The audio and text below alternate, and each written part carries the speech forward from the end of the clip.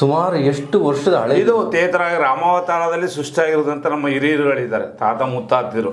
ಸುಮಾರು ಅದಿತಿ ವರ್ಷಗಳೇ ಹೇಳಕ್ಕಾಗಲ್ಲ. ತೇತರಾಗಿ ಅಂದ್ರೆ 200-300 ತೇತರಾಗಿ ರಾಮಾವತಾರದಲ್ಲಿ ಸೃಷ್ಟಿಯಾಗಿರೋದಂತ ಹೇಳ್ತಾರೆ. ಏನು ವಿಶೇಷವಾಗಿ ಪ್ರಸಾದ ಏನಿರುತ್ತೆ ಇಲ್ಲಿ? ಅನ್ನಪ್ರಸಾದ ಏನಿರುತ್ತೆ? ಹಾಂ, ಪುಳಿಯೋಗರೆ, ಪಂಚಾಮೃತ, ಮೊಸರನ್ನ, ಭಕ್ತಾದಿಗಳು ಹೇಳ್ತಾರೆ ಅದನ್ನ ಕೊಡೋದು. ಹಾಂ ಹಾಂ, ಪ್ರಸಾದಕ್ಕೆ ಇಲ್ಲೇ ಅವ್ರು ಹೇಳ್ಬೋದು, ನೈವೇದ್ಯಕ್ಕೆ ಪ್ರಸಾದಕ್ಕೆ ಹೇಳ್ಬೋದು ಇಲ್ಲೇ. ಹಾಂ ಹಾಂ ಹಾಂ, ಮಾಡಿ ಹಾಂ ಹಾಂ, ಸರಿ. ಅವರು ಅರ್ಚಕರು ಹಿಂದೆ ಅದೆಲ್ಲ ದಂಡಕಾರಣ್ಯ ಮೇಲ್ಗಡೆ ಅವೆಲ್ಲ ಗುಹೆ ಒಳಗೆ ಸ್ವಾಮಿ ಇರ್ತಾನೆ. ಇರಬೇಕಾದ್ರೆ ಇವ್ರು ಏನು ಮಾಡ್ತಾರೆ, ಗಂಟೆ ಬಿದ್ದೋಗ್ಬಿಡ್ತದೆ ಗವಿ ಒಳಗಡೆ. ಆ ಗಂಟೆ ಬಿದ್ದೋದಾಗ ಸುಮಾರು 10 ಗಂಟೆ ಸೌಂಡ್ ಆಗಿ ಗಂಟೆ ಒಳಗಡೆ ಹೋಯ್ತದೆ. ಆಗ ಇವರು ಗಂಟೆ ತರಬೇಕಲ್ಲ, ಗಂಟೆ ಬಿದ್ದೋಗ್ಬಿಡ್ತಲ್ಲ ಅಂದ್ಬಿಟ್ಟು ಒಂದು ಹಗ್ಗ ಕಟ್ಟಿ ಅವ್ರನ್ನ ಗವಿ ಬಿಡ್ತಾರೆ ತಕನ್ಬ ಅಂತೇಳಿ. ಆಗ ಒಳಗಡೆ ಹೋದಾಗ ಋಷಿಗಳೆಲ್ಲ ತಪಸ್ ಮಾಡ್ತಾ ಕುಂತಿದ್ದು, ನೀನು ಒಳಗಡೆ ಹೋಗಿ ಮೇಲ್ಗಡೆ ನಮ್ಮ ಅವರೇ ಅಂತ ಯಾರಿಗೂ ಹೇಳ್ಬೇಡ ಅಂತ ಹೇಳ್ಬಿಟ್ಟು 4 ಹಿಡಿದು ಮೂಗನ್ ಮಾಡಿ ಕಳಿಸ್ಬಿಡ್ತಾರೆ ಮೇಕ್ಕೆ. ಮೂಗನ್ ಮಾಡಿ ಕಳಿಸ್ಬಿಟ್ಟಾಗ ಅವನ್ನ ಹಗ್ಗ ಹಾಕಿ ಮೇಗೆ ಕೇಳ್ಕೊಂಡು ಬಂದು ಗಂಟೆ ತಗೊಂಡು ಬೇಕು ಬರ್ತಾನೆ. ಬಂದಾಗ ಮೇಲೆ ಇವರೆಲ್ಲ ಇದ್ದವರು ಅರ್ಚಕರೆಲ್ಲ ಕೇಳ್ತಾರೆ, ಏನು ಒಳಗೆ ಯಾರಿದ್ರು ಏನು ಅಂತ. ಇವನು ಮಾತು ಬರಲ್ಲ. ಆಗ ಮರಳು ಅವ್ನು ಸ್ವಲ್ಪ ವಿದ್ಯಾವಂತ, ಮರಳು ತರಿಸಿ ಬರೋದು ತೋರಿಸ್ಬಿಡ್ತಾನೆ, ಇಂತಿಂದ ಋಷಿಗಳೆಲ್ಲ ಒಳಗಡೆ ಇದ್ದಾರೆ ಅಂತ. ಆ ತಲೆ ಅಲ್ಲೇ ಹೊಡೆದು ಪ್ರಾಣ ಬಿಟ್ಬಿಡುತ್ತೆ. ಈಗ ಅಲ್ಲಿ ವೃಂದಾವನ ಇದೆ ಮೇಲ್ಗಡೆ, ಆ ವೃಂದಾವನ ಅಂತ ಅವ್ನು ಪ್ರಾಣ ಹೋಗುತ್ತೆ. ಹೇಳಿದ ತಕ್ಷಣ ಪ್ರಾಣ ಹೋಗ್ತದೆ. ಆಗ ಅವ್ನು ತಗೊಂಡು ಹೊರಗಡೆ ಅಗ್ನಿ ಸಂಸ್ಕಾರ ಮಾಡಿ ಅವನು ಜ್ಞಾಪಕಾರ್ಥವಾಗಿ ವೃಂದಾವನ ಇರ್ತಾನೆ. ಬೃಂದಾವನ ಈಗಲೂ ಮುಗಪ್ಪನ ವೃಂದಾವನ ಅಂತ. ಮೂಗಪ್ಪನ ಬೃಂದಾವನ. ಓ, ಎಲ್ಲ ಹಿಂದೆ ಇತಿಹಾಸ. ಕುಂದೂರುಗೂ ಭಾಳ ಸಂಬಂಧ ಇದೆ. ಕೊಡಗಲಪ್ಪನ ಬೆಟ್ಟಕ್ಕೂ ಕುಂದೂರು ಬೆಟ್ಟಕ್ಕೂ ಭಾಳ ಸಂಬಂಧ ಇದೆ. ಇದು ಶ್ರೀಲಂಕಣದ ಸ್ವಾಮಿ 3 ಬಂಡೆ ಮಧ್ಯೆ ಉದ್ಭವ ಆಗಿರೋದು. ಈಗ ಸ್ವಾಮಿ ದಿನ ಅಭಿವೃದ್ಧಿಗೆ ಭಕ್ತಾದಿಗಳು ಲಕ್ಷಾಂತರ ಜನ ಭಕ್ತಾದಿಗಳಿದ್ದಾರೆ, ಎಲ್ಲ ಸೇವೆ ಮಾಡ್ಕೊಂಡು ಹೋಗ್ತಾರೆ. ಹಿಂದಿಂದ ಏನಾದರೂ ಕತೆ ಇದೆಯಾ ಸ್ವಾಮಿ ಉದ್ಭವದ ಕತೆ? ಉದ್ಭವದು ಅಂದರೆ ಅದು ಇದೆ. ಅದಕ್ಕಿಂತ ಹಿಂದೆ ಕಾಲದಲ್ಲಿ ಸುಮಾರು ಈಗ ನಮ್ಮ ಒಂದು 32 ಹಳ್ಳಿಗಳು ಸೇರಿದೆ. ಅದರಲ್ಲಿ ಕೆಳಗಡೆಯಿಂದ ಸ್ವಾಮಿ ಹೋಗಿ ಕನಸಲ್ಲೆಲ್ಲ ಹೇಳಿ ಸಬ್ಲೇಗೌಡ ಅಂತಿದ್ರು. ಪ್ರತಿನಿತ್ಯ ಕರ್ಕೊಂಡ್ಬಂದು ಅವರೇ ಪೂಜೆ ಮಾಡಿಸ್ತಾ ಇದ್ರು. ಪೂಜೆ ಮಾಡಿ ಅವ್ರ ಮೇಲೆ ಹಸು ಹಾಲು ಕರ್ಕೊಂಡ್ಬಂದು ಪೂಜೆ ಮಾಡ್ತಾಯಿದ್ರು. ಸೇವೆ ಪೂಜೆ ಮಾಡಿ ಸ್ವಾಮಿಗೆ ಬಂದು ದಿನ ಮಾಡಿ ಅವನಂತ ಕರ್ಕೊಂಡ್ಬಂದು ಇತಿಹಾಸದು ತುಂಬ ಇದೆ ಸರ್. ಹೇಳ್ಬೇಕಂದ್ರೆ ಗಂಟೆಗಟ್ಟಲೆ ಆಗುತ್ತೆ. ಸಾಕು, ಸೊಕ್ಕವಾಗಿ ಸಾಕು. ಭಗವಂತ ಹೇಳೋದಲ್ಲ, ಸ್ವಾಮಿ ಉದ್ಭವ ಮೂರ್ತಿ ನಮ್ಮ ಹೆಸರು ಕೇಶವಮೂರ್ತಿ ಅಂತ. ನಾವು ಇಲ್ಲಿ ಸದರಿ ಅರ್ಚಕರು, ನಮ್ಮದು ಈ ವಾರ ಸದರಿ ಇದೆ. ನಾವು ಶನಿವಾರದಿಂದ ಶನಿವಾರ ಪೂಜೆ ಮಾಡ್ತೀವಿ. ಪ್ರತಿದಿನ ಬೆಳಿಗ್ಗೆ 7ರಿಂದ ಸಂಜೆ 6 ಗಂಟೆ ಸಿಗುತ್ತೆ. ಏನು ತೊಂದರೆ ಇಲ್ಲ. ಲಕ್ಷಾಂತರ ಜನ ಭಕ್ತಾದಿಗಳು ಬರ್ತಾ ಇರ್ತಾರೆ. ವಿಶೇಷ ದಿನಗಳೇನಪ್ಪ ಅಂದರೆ ಇದು ಮಾಮೂಲಿ ಬಂದು ಪಂಚರಾತ್ರಾಗಮದ ಆಗಮದ ಪದ್ಧತಿಯಲ್ಲಿ ಸೇವೆ ಸ್ವಾಮಿಗೆ ಪ್ರಕಾರೋತ್ಸವ ಎಲ್ಲ ನಡೀತದೆ. ನಿತ್ಯ ಸಂವತ್ಸರ ನೋಡಿ, ಶ್ರೀದೇವಿ, ಭೂದೇವಿ, ಶ್ರೀಮನ್ ನಾರಾಯಣ, ಮೂಲದೇವರು. ಇದು ಮಾಮೂಲಿ ಉತ್ಸವ ಮೂರ್ತಿ. ಗರುಡವಾಹನ, ಅಶ್ವವಾಹನ, ಗಜವಾಹನ ಎಲ್ಲ ಇದೆ. ಎಲ್ಲ ಉತ್ಸವಗಳೆಲ್ಲ ಮಾಡ್ಕೊಂಡು. ಸರಿ ಸರಿ.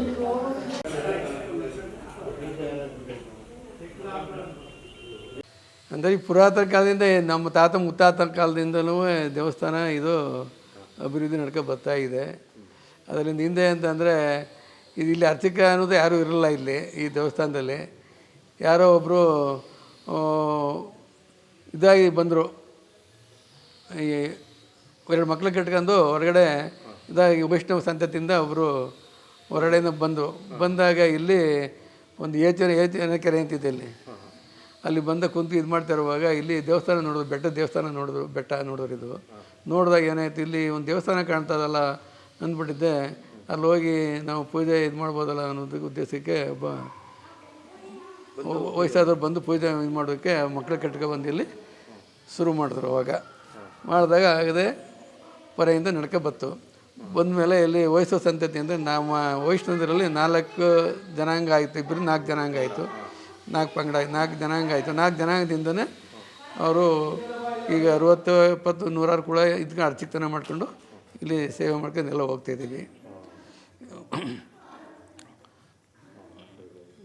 ಇಲ್ಲಿ ಮತ್ತು ಇದು ಹೇಳೋದು ದೇವರ ನಡೀತಾ ಇರೋ ಕಥೆಗಳು ಅದೇ ಇಲ್ಲಿ ಅಂತಂದರೆ ಅದಾದಮೇಲೆ ಏನಾಯಿತು ಅಂತಂದರೆ ಜನಗಳಿಗೆ ಭಕ್ತಾದಿಗಳಿಗೆಲ್ಲ ಇಲ್ಲಿ ಒಂದು ನಂಬಿಕೆ ಆಯಿತು. ನಂಬಿಕೆ ಆದಮೇಲೆ ಇಲ್ಲಿ ಸುತ್ತ ಹಳ್ಳಿ ಜನಗಳೆಲ್ಲ ಬಂದು, ರೈತರು ಬೇರೆ ಜನ ಎಲ್ಲ ಬಂದು ದೇವ್ರಿಗೆ ಇಲ್ಲಿಗೆ ಪೂಜೆ ಪುನಸ್ಕಾರ ಮಾಡಿಕೊಂಡು ಹೋಗೋದಕ್ಕೆ ಶುರು ಮಾಡಿದ್ರು. ಶುರು ಮಾಡಾದಮೇಲೆ ಇಲ್ಲಿ ಹೊಳೆ ಮಧ್ಯಾಹ್ನ ತರ್ತೀವಿ ಇದರಿಂದ, ಅದೇ ಹೊಳೆಯಿಂದ ಅಂದರೆ ಕಾವೇರಿ ಹೊಳೆಯಿಂದ ಕಾವೇರಿ ಹೊಳೆಯಿಂದ ಮಜನ ತಂದು ಇಲ್ಲಿಗೆ ದೇವರಿಗೆ ಅಭಿಷೇಕ ಮಾಡಿ, ಅದು ಮಜನ ಅಂತ ಇರುತ್ತೆ, ಮಜನಾಭಿಷೇಕ ಮಾಡಿ ಇಲ್ಲಿ ಶುರು ಮಾಡಿದ್ರು. ಆವಾಗ ಈಗ ಅದೊಂದು ಸೇವೆ ಮಾಡ್ದಂಗೆ ಆಗುತ್ತೆ, ನಮ್ಗೆ ಒಳ್ಳೇದಾಗುತ್ತೆ ದೇವರಿಂದ ಅಂದ್ಬಿಟ್ಟಿದ ಭಕ್ತಾದಿಗಳು ಅದೊಂದು ಪದ್ಧತಿ ಇಟ್ಕೊಂಡ್ರು. ಮತ್ತು ಅಭಿಷೇಕ ಮಾಡಿದ್ರು ನಮಗೂ ದೇವರು ಒಂದು ಒಳ್ಳೇದಾಗುತ್ತೆ ಅಂತ ಅದನ್ನು ಇಟ್ಕೊಂಡು ಇಲ್ಲಿ ದೇವ್ರ ಸೇವೆ ಅಭಿಷೇಕಗಳು ಮತ್ತು ಮಜನ ಸೇವೆ ಎಲ್ಲ ಪ್ರತಿಯೊಂದು ಮಾಡ್ಕೊಂಡು ಭಕ್ತಾದಿಗಳು ಹೋಯ್ತವ್ರೆ. ಮತ್ತು ದೇವ್ರ ಉತ್ಸವ ಇದೆ, ರಾಮದೇವ್ರ ಉತ್ಸವ ಇದೆ. ಅದನ್ನು ಈಗ ಸುತ್ತ ನಮ್ಮ 30 ಹಳ್ಳಿಗಳಿವೆ, ಎಲ್ಲ ಕಡೆನೂ ಉತ್ಸವ ಮೂರ್ತಿ ಹೋಗಿ ದೇವರು ಮೆರವಣಿಗೆ ಹೋಗಿ ಪೂಜೆ ಪುನಸ್ಕಾರ ಮಾಡ್ಕೊಬಂದು ತಂದು ನಮ್ಮ ಬೆಟ್ಟಳ್ಳಿ ಗ್ರಾಮದಲ್ಲಿ ಅಲ್ಲಿ ಒಂದು ದೇವಸ್ಥಾನ ಇದೆ, ಆಂಜನೇಯ ದೇವಸ್ಥಾನ ಇದೆ, ಅಲ್ಲಿ ಸ್ಥಾಪನೆ ಮಾಡಿ ಅಲ್ಲಿ ಇಟ್ಟಿದ್ದಾರೆ ಅದು ವಿಗ್ರಹ, ಅದು 3 ವಿಗ್ರಹ ಮಾಡ್ಕೊಂಡು ಎಲ್ಲ ಈಗ ಅರ್ಚಿತನ ಮಾಡ್ಕೊಂಡೆಲ್ಲ ಈ ಥರ ಹೋಗ್ತಾಯಿದ್ದೀವಿ. ಏನಾದರೂ ವಿಶೇಷತೆ ನಡೆದಿರೋಂಥದ್ದು ಅಂತ ಅಂದರೆ ಇಲ್ಲಿ ಕುನ್ನೇನ ಕೊಳ ಅಂತಿದ್ದು, ಏನು ದೇವಸ್ಥಾನದಲ್ಲಿ ಏನು ಅಂತ ಇದು ಏನಿರಲಿಲ್ಲ, ಇಲ್ಲಿ ನೀರಿನ ಸೌಕರ್ಯ ಇದು ಮತ್ತೊಂದಿರಲಿಲ್ಲ. ಕುನ್ನೆಯ ಅಂತ ಒಬ್ಬರು ಆಗಿನ ಕಾಲದಲ್ಲಿ ಇಲ್ಲಿ ಕುನ್ನೇನ ಕೊಳ ಅಂತ ಇದೆ, ಅಲ್ಲಿ ಕೊಳ ತೋರಿಸಿ ಇದು ಮಾಡಿ ನೀರಿಗೆ ಅನುಕೂಲ ಮಾಡಿಕೊಟ್ರು. ಇಲ್ಲೊಂದು ಬಾವಿ ಇದು. ಮತ್ತು ಇದು ಬೆಟ್ಟ ಕಾಡಿತ್ತಿದ್ದು, ಕಾಡಿದ್ದಾಗ ಏನಾಯಿತು, ಇದು ಮೆಟ್ಲು ಮಾಡಿಸ್ಬೇಕಾದ್ರೆ ಒಬ್ಬರು ಗವಿಗೌಡರು ಅಂತಿದ್ರು ಬಂದೂರಿನವರು. ಅವರು ಈ ಮೆಟ್ಲನ್ನ 650 ಮೆಟ್ಲುಗಳು ಅವರ ಕಾಲದಲ್ಲಿ ಮಾಡಿ ಒಬ್ಬರನ್ನೇ ಮಾಡಿಸಿ ಈ ಮೆಟ್ಲನ್ನ ಗೌಡ್ರು ಒಬ್ಬರನ್ನೇ ಮಾಡಿ ಈ ಮೆಟ್ಲನ್ನ ಜನಗಳು ಬರೋಕ್ಕೆ ಅನುಕೂಲ ಮಾಡಿಕೊಟ್ರು. ಈ ಮೆಟ್ಲುಗಳನ್ನ ಅದನ್ನು ಮಾಡಿಕೊಟ್ರು. ಮತ್ತು ಈ ಮಂಟಪಗಳೆಲ್ಲನೂ ಅವರು ಭಕ್ತಾದಿಗಳು ದೇವರ ನಂಬಿಕೆ ಮೇಲೆ ಒಬ್ಬೊಬ್ಬರು ಅರ್ಕೆ ಮಾಡ್ಕೊಂಡು ಒಂದು ಮಂಟಪ ಕಟ್ಸ್ಕೊಡೋದು ಮಾಡೋದು ಎಲ್ಲವೂ ದೇವರಿಂದ ಒಳ್ಳೇದಾಗತ್ತೆ ಅಂತ ಅನ್ನೋದಾದರೆ ನಾವು ಇಂಥ ಸೇವೆ ಮಾಡ್ತೀವಿ ಅಂತ ಹೋಗ್ತಾರೆ. ಹೋದ ಒಳ್ಳೇದಾದಮೇಲೆ ಅವ್ರು ಬಂದು ದೇವಸ್ಥಾನಕ್ಕೆ ಅರ್ಕಾಡಿಗಳನ್ನು ಮಾಡ್ಕೊಂಡು ಭಕ್ತಾದಿಗಳು ಹೋಗ್ತಾ ಇದ್ದಾರೆ.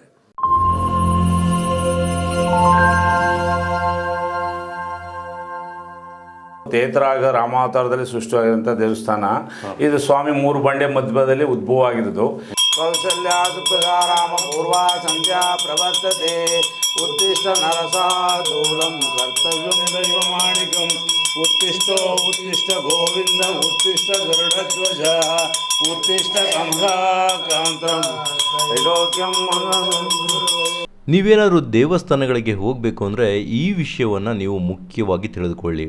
ಏನಂದರೆ ನೀವು ಯಾವುದೇ ದೇವಸ್ಥಾನಕ್ಕೆ ಹೋಗ್ತೀರಂದರೆ ಅದಕ್ಕೆ ಪುರಾತನವಾದಂತಹ ಹಿಸ್ಟ್ರಿ ಇರೋ ದೇವಸ್ಥಾನಗಳಿಗೆ ಹೋಗಿ. ಯಾಕೆಂದರೆ ಅದನ್ನು ಜಂಗಮ ಸ್ಥಳ ಅಂತಾರೆ. ಇಲ್ಲಿ ಹೋದರೆ ಆಟೋಮೆಟಿಕ್ಕಾಗಿ ನಿಮಗೆ ಒಳಿತಾಗ್ತದೆ. ಯಾಕೆ ಅಂದರೆ ಹಿಂದೆ ಅದನ್ನು ಸೃಷ್ಟಿ ಮಾಡಿದಂತಹ, ಅದನ್ನು ನಿರ್ಮಿಸಿದಂತಹ ವ್ಯಕ್ತಿಗಳು ಸಾಧುಗಳಾಗಿರುತ್ತಾರೆ, ತುಂಬ ಶಕ್ತಿವಂತರಾಗಿರುತ್ತಾರೆ, ದೇವರಲ್ಲಿ ಮಹಾನ್ ಭಕ್ತಿಯನ್ನು ಇಟ್ಟಿರುವಂತಹ ಮಹಾನ್ ವ್ಯಕ್ತಿಗಳಾಗಿರ್ತಾರೆ ಅಥವಾ ದೇವರೇ ಆಗಿರುತ್ತಾರೆ. ಹಾಗಾಗಿ ನಾವು ಯಾವುದೇ ದೇವಸ್ಥಾನಗಳಿಗೆ ಪ್ರವೇಶ ಕೊಡ್ತೀವಿ ಅಂದರೆ ಅದು ಹಳೆಯ ಟೆಂಪಲ್ ಆಗಿದರೆ ತುಂಬಾ ಒಳ್ಳೆಯದು. ಈ ಟೆಂಪಲ್ ಈಗ ತುಂಬ ದೊಡ್ಡ ಮಟ್ಟದಲ್ಲಿ ಜೀರ್ಣೋದ್ಧಾರ ಆಗ್ತಾ ಇದೆ. ಕ್ಷೇತ್ರದ ಸುತ್ತಮುತ್ತ ಅನೇಕ ಗವಿಗಳಿದೆ. ಅನೇಕ ಸಾಧು ಸಂತರು ಇಲ್ಲಿ ಧ್ಯಾನ ತಪಸ್ಸುಗಳನ್ನು ಮಾಡಿ ಹೋಗಿದ್ದಾರೆ. ಆ್ಯಂಡ್ ಈಗ ನೀವು ದೇವಸ್ಥಾನದ ಒಳಗೆ ಬಂದರೆ ಕಾಣಿಸುತ್ತೆ ನೋಡಿ 3 ದಾರಿ. ಆ ಮಧ್ಯದ ದಾರಿ ವೈಕುಂಠದ ದಾರಿ. ಅದು ಆ ಸಂದರ್ಭದಲ್ಲಿ ವೈಕುಂಠ ಏಕಾದಶಿ ಆ ಥರ ಸಂದರ್ಭದಲ್ಲಿ ಮಾತ್ರ ಇದು ಓಪನ್ ಇರುತ್ತಂತೆ. ನಿಮಗೆ ನೇರವಾಗಿ ಕಾಣಿಸ್ತಾ ಇರ್ಬೋದು, ಆ ಬಾಗಿಲು ಮುಚ್ಚಿದ್ದಾರೆ. ಮುಂದೆ ಕಾಣಿಸ್ತಿರುವಂತಹ ಒಂದು ಬಾಗಿಲನ್ನು ಮುಚ್ಚಿದ್ದಾರೆ. ಅದು ದೇವಸ್ಥಾನಕ್ಕೆ ಒಳಗೆ ಹೋಗುವಂಥ ಒಂದು ದಾರಿ. ಇದು ಹೊರಾಂಗಣ. ನಾವು ಅಲ್ಲಿ ನಿಂತ್ಕೊಂಡು ನೋಡಿದ್ರೆ ಹೊರಾಂಗಣ ಕಾಣಿಸುತ್ತೆ. ಅಲ್ಲೇ ಅನ್ನದಾಸೋಹಕ್ಕೆ ಒಂದು ಜಾಗ ಕೂಡ ಇದೆ. ಸೊ ಮೇಲೆ ನಾವು ಹೋಗೋಣ. ಗಂಟೆಯನ್ನೆಲ್ಲ ಕಟ್ಟಿದ್ದಾರೆ. ಮೇಲೆ ಆ 3 ಬಂಡೆಗಳ ಮಧ್ಯೆ ಆ ನಮ್ಮಪ್ಪ ಓಡ್ಗಲ್ ರಂಗನಾಥ ಸ್ವಾಮಿ ನೋಡಿ ಮೇಲೆ ಹೇಗೆ ಮಲಗಿದ್ದಾನೆ ಆ ಭಗವಂತ. ಸೊ ಇದೇ ಒಂದು ಸಣ್ಣ ದಾರಿಯಲ್ಲಿ ನಾವು ಈಗ ಒಳಗಡೆ ಹೋಗಬೇಕಾಗತ್ತೆ. ಮುಂದೆ ಒಂದು ಬೃಂದಾವನ ಇದೆ, ಬಂಡೆ ಕಾಣಿಸುತ್ತೆ. ನೀವು ನಿಂತ್ಕೊಂಡು ನೋಡಿದ್ರೆ ಆ ಗೋಪುರವು ಸಹ ಕಾಣಿಸ್ತಾ ಇದೆ. ಹೊಸದಾಗಿ ನಿರ್ಮಾಣ ಆಗ್ತಾ ಇದೆ ಗೋಪುರ. ಮುಂದೆ ಹೋಗ್ತಾ ಇದ್ದಂತೆ ಮೊದಲಿಗೆ ನಿಮಗೆ ಕಣ್ಣಿಗೆ ಕಾಣಿಸೋದು ಸತ್ಯನಾರಾಯಣ ಸ್ವಾಮಿಯ ಒಂದು ವಿಗ್ರಹ ಕಣ್ಣಿಗೆ ಕಾಣಿಸುತ್ತೆ. ಆ ದೇವಸ್ಥಾನ ಇಲ್ಲಿದೆ. ಸೊ ನಿಮ್ಮ ಲೈಫ್ನಲ್ಲಿ ನೀವೇನಾದರೂ ಆರ್ಥಿಕವಾಗಿ ಸಾಂಸಾರಿಕವಾಗಿ ನಿಮಗೇನಾದರೂ ಬೇಕು ಅಂದರೆ ಸಾಕು, ಆಗ ಭಗವಂತನನ್ನು ಕೇಳಿಕೊಂಡ್ರೆ ಇಷ್ಟಾರ್ಥವನ್ನು ನೆರವೇರಿಸ್ತಾನಂತೆ ಆ ಭಗವಂತ. ಹಾಗಾಗಿ ಸತ್ಯನಾರಾಯಣ ಸ್ವಾಮಿಯ ಪೂಜೆಗಳು ಎಲ್ಲ ಕಡೆಯೂ ನಡೆಯುತ್ತೆ, ಇಲ್ಲೂ ಸಹ ನಡೆಯುತ್ತೆ. ಇದು ಈ ದೇವಸ್ಥಾನ ಅನೇಕ ಭಕ್ತಾದಿಗಳ ಮನೆಯ ದೇವರು ಸಹ ಆಗಿದೆ. ನೋಡಿ ಎಷ್ಟೊಂದು ಜನ ಬಂದಿದ್ದಾರೆ ಇಲ್ಲಿಗೆ. ಹಾಗೆ ಮುಂದೆ ನಾವು ನಡ್ಕೊಳ್ತಾ ಹೋದರೆ ಮುಂದೆ ನೇರವಾಗಿ ಕಾಣಿಸೋದೆ ಗಣಪತಿ ದೇವರು. ಆ ದೇವರ ಪಕ್ಕದಲ್ಲೇ ಹನುಮಂತನ ಗುಡಿ ಹಾಗೂ ಮಹಾಲಕ್ಷ್ಮಿ ಒಂದು ಗುಡಿ ಇದೆ. ಮಹಾಲಕ್ಷ್ಮಿ ಹಾಗೂ ಹನುಮಂತನನ್ನು ನೋಡ್ಬೋದು. ಪಕ್ಕದಲ್ಲೇ ಮೇಲೆ ಸಣ್ಣ ಸಣ್ಣ ಬೇರೆ ದೇವರುಗಳ ಮೂರ್ತಿಗಳನ್ನು ನೀವು ನೋಡ್ಬೋದು.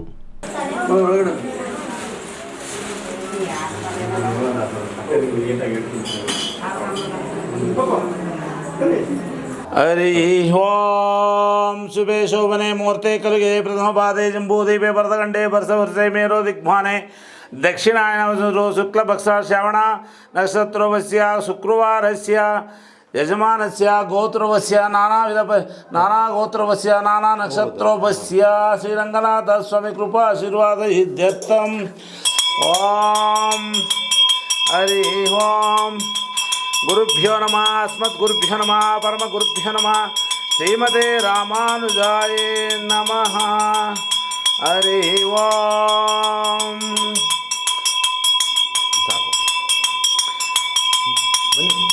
ಕಲ್ಯಾಣಾದ್ಭುತಗಾತ್ರಾಯ ಕಾಮಿಕರ್ತಪ್ರದಾಯಿನೇ ಶ್ರೀಮದ್ವೆಂಕಟನಾಥಾಯ ಶ್ರೀನಿವಾಸಾಯತೆ ನಮೋ ನಮಃ. ಪೂರ್ವದಲ್ಲಿ ಸೂರ್ಯೋದಯ ಶ್ರೀರಾಮ ಪೂಜಾ ಕರ್ಮ ವೇಳೆಯಾಯಿತು ಪುರುಷೋತ್ತಮ ಎದ್ದೇಳು ಗೋವಿಂದನೆ ವೆಂಕಟೇಶ ಜಗಕ್ಕೆ ಕೃಪೆ ಮಾಡೋ ಶ್ರೀನಿವಾಸ. ಓಂ ಹರಿ ಓಂ ಷಷ್ಠಿ. ಓಂ ಕೇಶವಾಯ ನಮಃ ಮಾಧವಾಯ ನಮಃ ಮಧುಸೂದನಾಯ ನಮಃ ಪುಂಡರೀಕಾಕ್ಷಾಯ ನಮಃ ಪುರುಷೋತ್ತಮಾಯ ನಮಃ ಭೀಷಣಪ್ರಿಯಕರಾಯ ನಮಃ ಓಂ ದಾತ್ರಾಯ ನಮಃ ವಿವ್ಯತ್ರಾಯ ನಮಃ ಶ್ರೀ ರಂಗನಾಥ ಸ್ವಾಮಿ ದೇವತಾಭಿರ್ಮ ರಾಮಾಯ ನಮಃ ರಮಭದ್ರಾಯ ನಮಃ ರಮಚಂದ್ರಾಯ ನಮಃ ರಘುನಾಥಾಯ ನಮಃ ಸೀತಾಪತೆ ನಮಃ. ಓಂ ನಮೋ ಭಗವತೆ ವಾಸುದೇವಾಯ.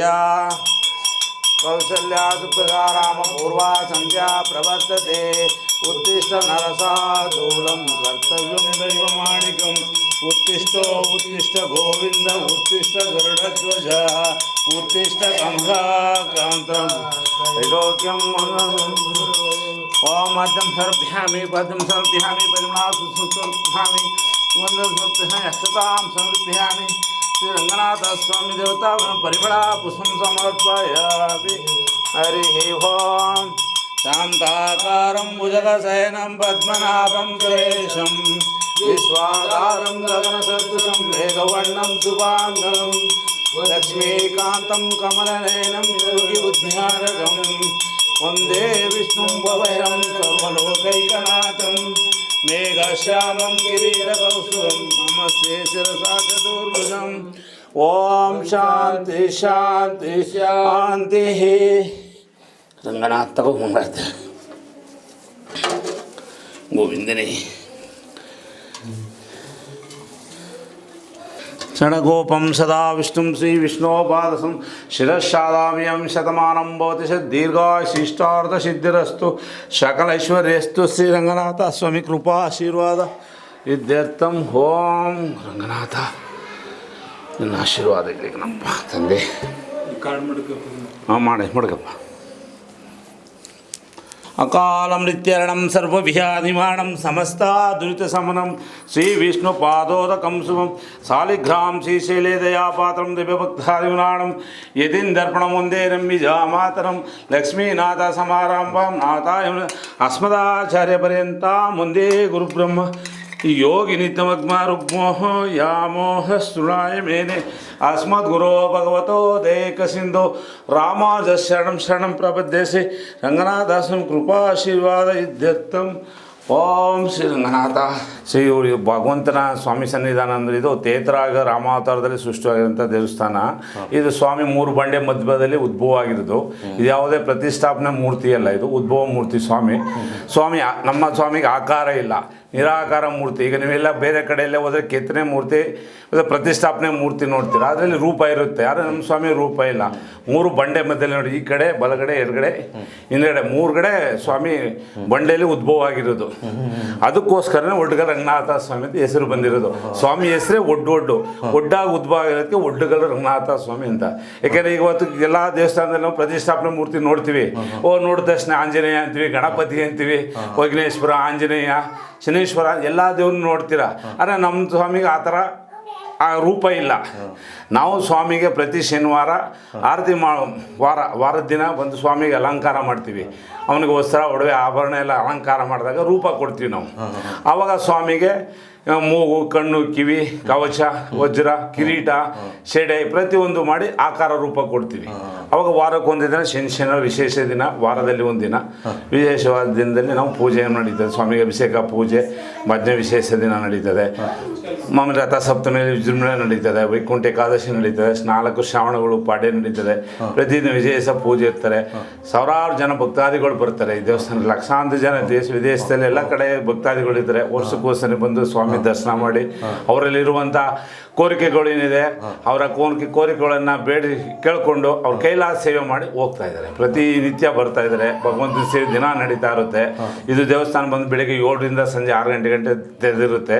ವಿಶೇಷ ಅಮಾವಾಸ್ಯೆ, ಹುಣ್ಣಿಮೆ, ಸತ್ಯನಾರಾಯಣ ಮಾಮೂಲಿ ಹುಣ್ಣಿಮೆಗಳೆಲ್ಲ ಸತ್ಯನಾರಾಯಣ ಸ್ವಾಮಿ ಪೂಜೆ ನಡೀತದೆ ಪ್ರತಿ ತಿಂಗಳು. ಅಮಾವಾಸ್ಯೆ, ಪ್ರತಿ ಏಕಾದಶಿ, ದ್ವಾದಶಿ ಎಲ್ಲ ಪ್ರತಿ ತಿಂಗಳು ನಡೀತಾ ಇರುತ್ತೆ. ಸ್ವಾಮಿಗೆ ನಿತ್ಯ ಪೂಜೆ ಇರುತ್ತೆ. ಮಧ್ಯದಲ್ಲಿ ಏನು ಬೀಗ ಏನಿರಲ್ಲ. ಮಾಮೂಲಿ ಗ್ರಹಣ ಇದು ಬಂದ ಮಾತ್ರ ಬೀಗ ಹಾಕ್ತೀವಿ.